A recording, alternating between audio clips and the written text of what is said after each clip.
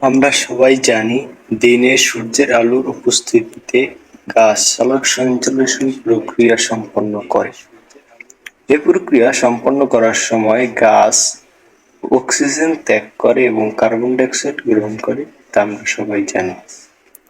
কিন্তু রাতে সূর্যের আলো না থাকার কারণে উদ্ভিদ সালোকসংশ্লেষণ প্রক্রিয়া করতে পারে না। ফলে উদ্ভিদ প্রাণীর মতো অক্সিজেন গ্রহণ করে এবং কার্বন ডাই অক্সাইড ত্যাগ করে, যা পরিবেশের উপর একটি ক্ষতিকর চাপ ফেলে।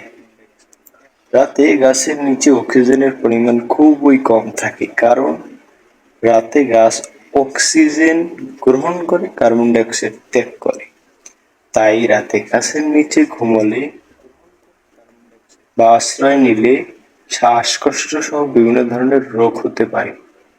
তাই গাছের নিচে ঘুমানো উচিত নয়, বিশেষ করে রাতে।